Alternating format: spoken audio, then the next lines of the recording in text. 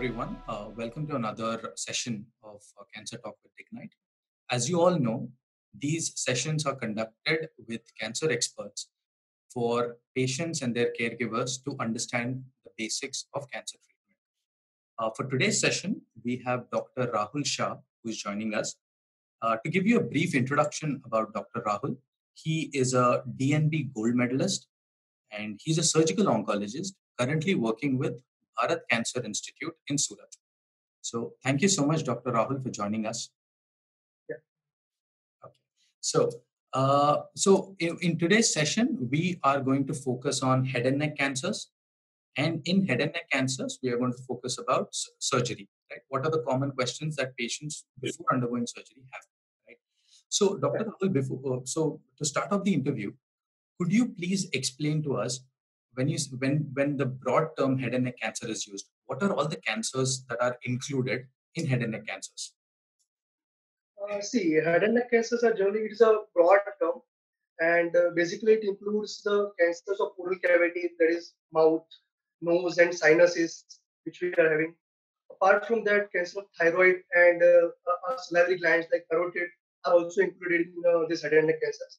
And cancers of the throat and is larynx, that is upper aerodigestive tract. On upper aerodigestive tract cancers are also included with the head and neck cancers. Okay. So what are the different types of treatments available for head and neck cancers? Basically, we have three modalities for any cancer, be it surgery, chemotherapy, or radiotherapy. And there are very new emerging therapies also, which we can say, but those are the sub parts of these therapies only, like advanced surgeries, advanced radiotherapies, and advanced chemotherapies, in which include immunotherapies also. So, as it is with all cancers, in head and neck cancers also, we have three types of modalities of treatment. And all these are surgery, radiotherapy, and chemotherapy. So it depends on the stage of the cancer and part which has been involved with the cancer, that what type of modalities are used for the treatment of the patient. Okay. So since we are focusing on surgery as our main focus of treatment in this particular session, could you please help us understand what are the instances when surgery is considered? Okay. Surgery in head and neck cancer is basically it is the primary mode of management for all oral cancers and all throat cancers also. So it is basically for early stage cancers. It is the main modality of treatment. As such, we said for stage 1 and 2 cancers of oral cavity or for larynx or salivary glands or thyroid, any of it, only surgery is enough. So you don't require any other treatment along with it, like radiotherapy or chemotherapy, if it is purely stage 1 and 2 cancer. So, and even for stage 3 and some stage 4 cancers also, surgery is the primary mode of treatment, and other modalities like radiotherapy and chemotherapy are used as adjuvant. That is, after surgery, they are used. Okay. Yes. And so, what are the instances when surgery is not recommended for patients? So surgery basically is not recommended in cases where the cancer has already spread to other parts of the body apart from your head and neck region. So basically, cancers they progress in a manner that whatever tissue they involve first is known as the primary, and the tissues which are involved later are known as secondaries. So basically, all cancers of oral cavity, the primary cancers of oral cavity, they metastasize to lymph nodes of the neck, that is the lymphatic system of the neck, and after that it goes other parts of the body, and in that lung is the primary organ which is involved in head and neck cancers. So those cancers where the disease has already spread out of the neck area, that is, it has involved distal parts like lung or bone. In those cases, surgery is basically not recommended. And even in those cases which are limited to these head and neck region only, but those are advanced in the case they are involving other structures, other important structures which cannot be sacrificed during surgery. So these are the areas where surgery cannot be recommended upfront. In certain borderline cases where we cannot operate upfront, then we recommend neoadjuvant therapy. That is, we give chemotherapy before surgery and downstage the cancer, and after that we operate. So basically, surgery, we can say that it is useful in all early cases and locally advanced cases, and in certain borderline where operation is not feasible, we can use it after neoadjuvant chemotherapy. Okay. Okay. So for a patient who's preparing for surgery, for head and neck surgery, what are all the things that they need to keep in mind, and what are the basic tips for patients to prepare themselves mentally and physically for the surgery? Uh, See, it depends on the stage of the patient basically, but still, for all patients, the main thing is that they should know what their disease is, Okay. what the stage of their disease is, and what outcome patient will achieve with different modes of treatment. Okay. So when the patient is going for surgery, he should know from the doctor who is treating him. He should know beforehand that what surgery is going to be done on him, what is the outcome of that surgery. So he is mentally prepared that what is going to happen to me after the surgery. Will I be able to talk? Will I be able to speak, chew, eat? Will I be able to breathe normally? Whether my aesthetics will be good or not? All these things can be learned beforehand, and so that he can prepare himself mentally with that. Okay. Okay. Uh, Uh, and apart from that, there are certain investigations and imaging and all other investigations which needs to be done, which are okay. to be done on patients. Yes. Okay. So, in terms of post-surgery, right? In terms of post-surgery care instructions, right? So, what we could do is let us focus on, say, the top three most aspects that disrupt the life of the patients, right? And we could discuss them in detail. So, in head and neck, what are the main, I would say, side effects after surgery, which are the most troublesome? And once you explain what these three are, we will dig a little deeper into each of these. So basically, head and neck cancers are it constitutes about 30 to 40% of all cancers which occurs in our country, that is India. And in head and neck cancers also, oral cancers are the major part of the major chunk of the burden. Okay. So oral cancers, the problems which occurs after surgery or any treatment depends on the function of that region. So our oral cavity basically it is related to the aesthetics of the patient first. Mhm. It is also related to other functions like speaking, chewing, swallowing, and breathing. Okay. So any surgery which are going to do on this area is going to harm in one or other way, depending on the tissue or depending on the amount of tissue which we resect. It is going to have certain deteriorating uh, functions. Okay. Okay. So basically, mainly oral cancers, the patients are afraid with aesthetics of the surgery, whether they will be looking same after the surgery as they're looking right now. Yeah. Second thing is whether they will be able to chew and speak, Yeah. and whether they will be breathe normally from the they will be able to breathe normally from the nose and mouth, or they will be having certain stoma or like tracheostomy, that the patient breathes from the hole in the neck. Yeah. So I think from what you've explained, I think it broadly can be categorized into five different major aspects. One is the aesthetics. The Yes. second one is the speaking. The third one is chewing. The fourth one is swallowing, and the last one is breathing. Right. Now, when it comes to aesthetics, of course, because once the tumor is removed, there is a certain deformation that could be expected depending on the site of the tumor. So, in how many cases do you think this is a permanent deformity, and what are the options for them to regain their earlier look back? See, basically, in the treatment of cancer, before say a few 10 or 20 years, we used to operate everything like all the major cancers like more than 5-10 centimeter of size cancers, also involving uh, 2-3 regions or 4 regions of the oral cavity. Also, people used to operate, but now apart from giving patient cancer-free life, it is also important the quality of life which patient is having after the surgery. It is also important. So nowadays, for the treatment of curative cancer, it is just not that you remove the cancer as such. You have to give the quality of life to the patient also. Yeah. So after removing tissue, we have to reconstruct the tissue. Okay. Yeah. And the normal tissue which we are having, it will not be replaced completely by the reconstructive tissue in the functional aspect. Okay.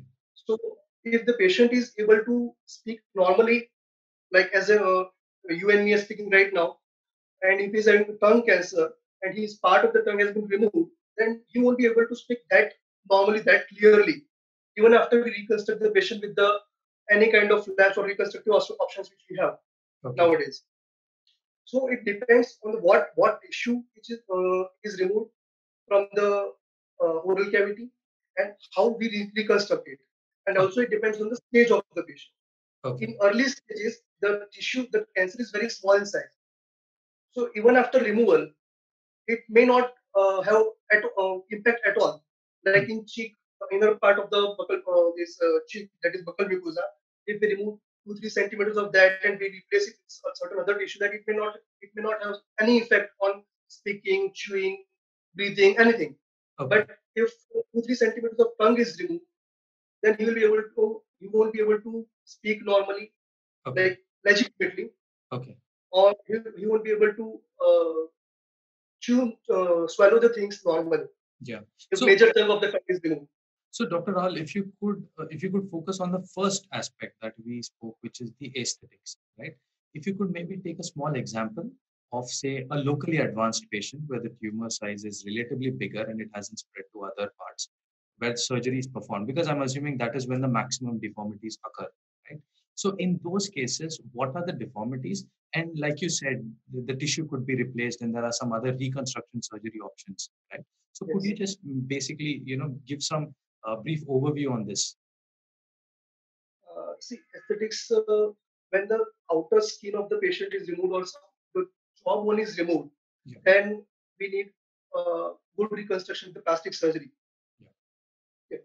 And that portion can be dealt with, you can say 90 to 95% of times the look of the patient is almost same when the cancer of the patient is early stage 1 or cancer. But when it is locally advanced, as you asked me, in locally advanced cases, the chunk of the tissue which is removed is of the larger amount. So people can make out easily from the outer look that the patient is not having the same look. The outer look is not same as before.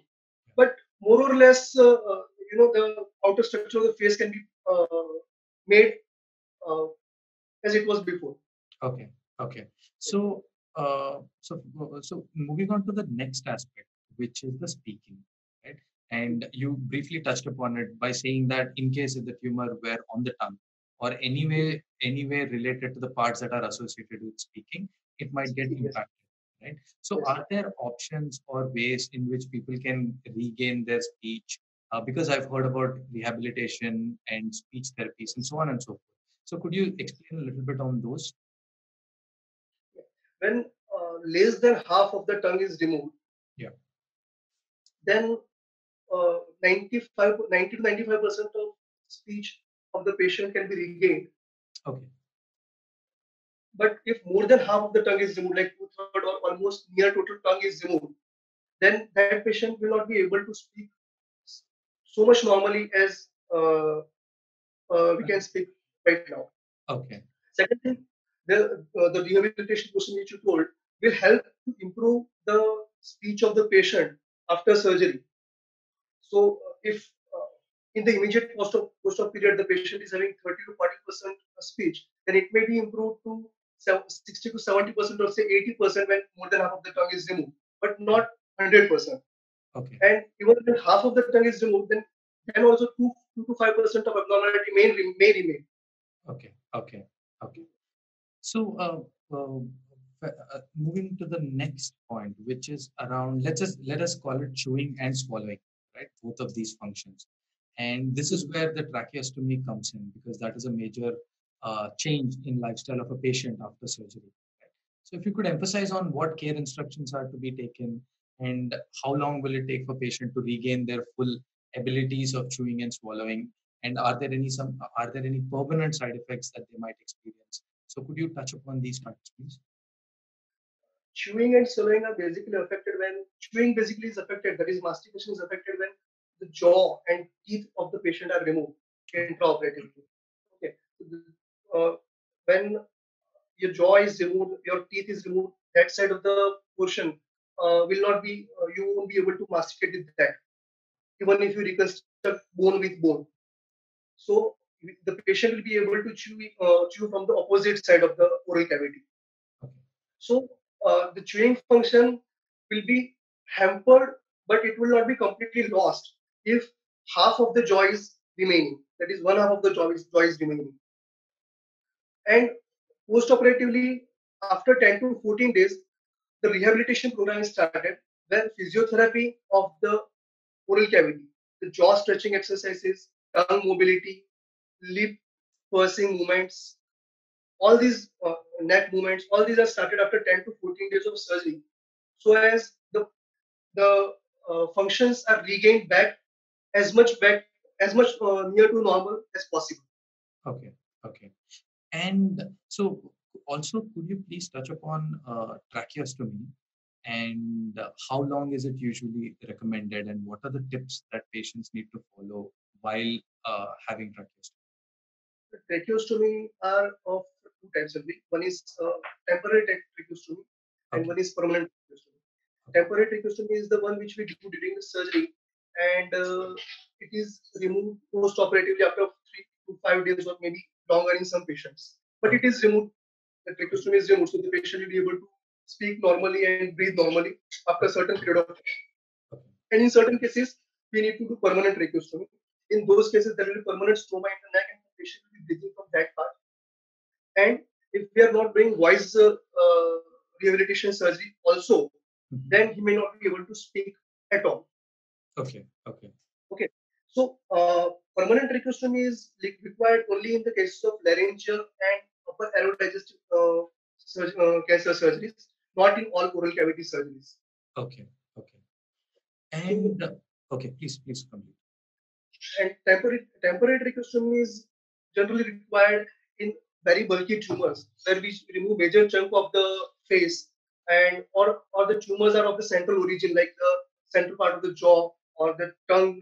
In these cases, we do temporary tracheostomy, and we remove that tracheostomy after 3 to 7 days of the surgery, and then patient is rehabilitated to breathe from the normal aerodigestive tract, that is nose and mouth. Okay, okay. And okay, that's great. And moving on to the last part of the side effects, which is the breathing. Right? You did mention that in certain types of surgery, there is a breathing valve that needs to be inserted. And so, how does breathing get affected post surgery, and how does the rehabilitation occur after that? Yeah, breathing, as we said, that tracheostomy is required in certain patients. So in those cases, only the breathing will be affected. Okay. Breathing, we will not be able to breathe from the normal area which we are breathing. Okay. And you said that speech processes which we put in certain cases that we generally do in cases of permanent tracheostomy. So in the patients, permanent tracheostomy is required. The voice of the patients can be regained by three ways. Either we can put one prosthesis with the help of which the patient will be able to transfer the air from the esophagus into the larynx, into the oral cavity, and speak. Or there are other ways like electrolarynx, which is the robotic system where patient puts the machine in the cheek area, and then he will be able to speak, but the voice will be robotic. And third is the mechanical thing, that is esophageal speech, where the patient is asked to practice speaking by throwing air out from the stomach. Okay, okay, okay. And the rest of this is the TEP processes that I put first, the processes which we put at the time of surgery. Okay, okay. And so one aspect I believe when chewing and swallowing is compromised, there is also a feeding tube that is recommended for patients, right? Feeding it. Yeah. So how does that? Yeah, please. Please continue your question. So basically, feeding tube, when is it recommended? How many days do patients have to keep it? And what are the tips that they could follow at home because they won't be at the hospital for the entire duration? What are the tips that they could follow to take care of themselves while on feeding tube? Okay. So basically, in majority of the cases of oral cavity surgeries, we provide nasogastric feeding. That is, the tube is placed in the nose and it is passed into the stomach. So directly, we can administer the liquids into the stomach of the patient. And it is basically required for approximately 7 to 10 days after surgery in the majority of the cases Okay. where oral cavity is being operated. So this patient will be able to take liquids for these 7 to 10 days with the help of this tube, and this tube will be removed once the healing of the oral cavity has occurred, and there is no complication. Then it can be removed after 7 to 10 days, 7 to 10 days of surgery. So during these 7 to 10 days, the patient need to take care of this tube. The patient and the relatives need to take care of this tube. It should not be pulled out. It should be stuck well on the nose. Mhm. And during feeding, uh, before feeding and after feeding, it should be cleaned thoroughly with the clear liquid so that it does not get blocked and it does not need to be removed and reinserted. So in order that the tube does not get blocked, you need to clear it before every feeding and after every feeding. And if at all it gets blocked, then it can be cleared with soda bicarbonates or certain cola liquids, which can be used, Coca-Cola or some Coke, something like that, which can be used to remove the blockage. Even after that, also, if the blockage is not removed, then you need to visit your doctor again so that it can be block can be removed or it can be removed and reinserted. Okay, okay, okay. So I think that covers all the important side effects that we had mentioned in the beginning of the call. Now, moving on to the next aspect, which is the treatment success rates, right? So, like you said, there are so many cancer types and there are so many stages, right? So, if you were to arrive at a prognosis in terms of how the cure rates are in head and neck cancers, how would you explain that? If you could do it cancer-wise or if you could do it stage-wise? In cancers, the cure rate is generally spoken in the terms of 5-year survival rate. Okay. So, from the day of surgery or from the day of the cancer is diagnosed, uh, how much period the patient is living without recurrence. Okay. Okay. That is cancer-free survival. So, in early stages, in stages 1 and 2, the cure rate or 5-year survival rate is sums up to around 90 to 95, 90 to 95%. So 90 to 95% of stage 1 and 2 oral cancers will survive for 5 years minimum. Okay. Okay. But as the stage progresses, this prognosis goes down. So as I said, for stage 1 it is 95%. Then for stage 4 it boils down to 30 to 35%. So if a patient of stage 4 cancer of oral cavity he has been operated right now for his cancer, then 35, 30 to 35 percent of patients will survive after 5 years. Okay. And you touched upon the overall survival, which is the number of years, number of patients or percentage of patients who are surviving 5 years and beyond. Right. Now, the next question would be, what is the recurrence of, what are the chances of recurrence of cancer? Because that is a bigger concern that most patients have. Like after completing the treatment, which is either surgery or chemotherapy or radiation, after the treatment is done, when they're declared that they are free of cancer, what is the chance of that coming back? Chances of recurrence also depends first on the stage of the patient Yeah. where he has been diagnosed. Second thing, the recurrence will depend on whether the adjuvant therapies which are required have been taken or not. If a stage 3 patient has been operated for for the cancer and he has been asked to take adjuvant therapies of radiation or chemotherapy, Yeah. and if he has not taken, then it will also affect the chances of recurrence. Yeah.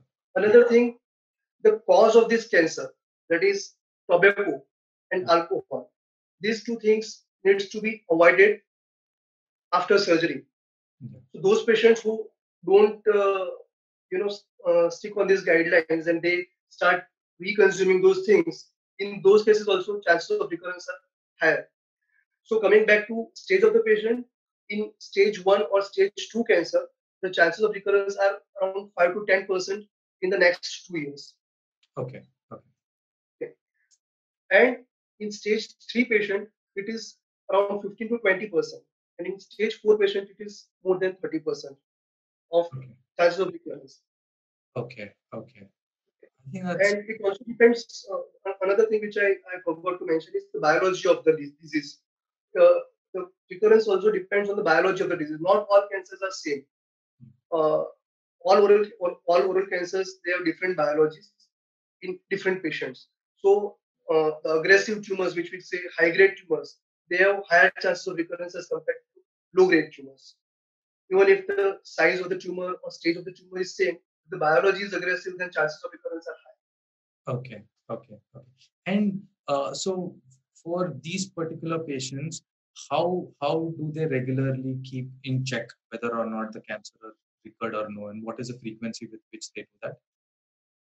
See, after the treatment is over, patients first thing which they need to take care of is avoid the habits which brought them at this place.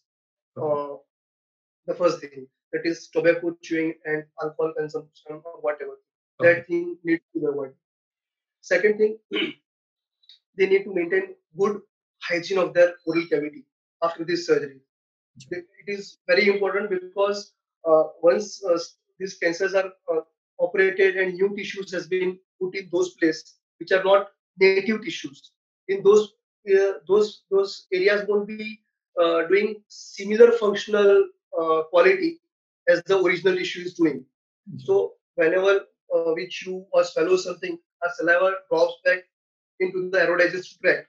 So those things, there's a normal swallowing. If it is not occurring properly, then you need to clean your oral cavity for at regular interval. Otherwise, it will lead to other complications or maybe recurrence. Yeah. So oral hygiene also needs to be maintained.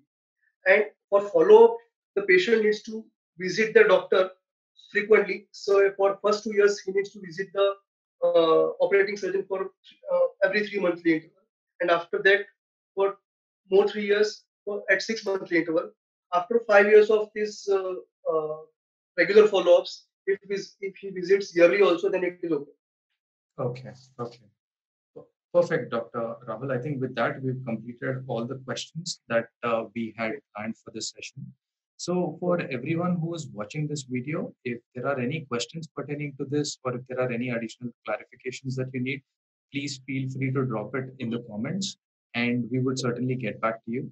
And with that, thank you so much, Dr. Rahul, for participating in this session. I'm sure this information is most newly diagnosed patients and caretakers will find this information useful. So thank you.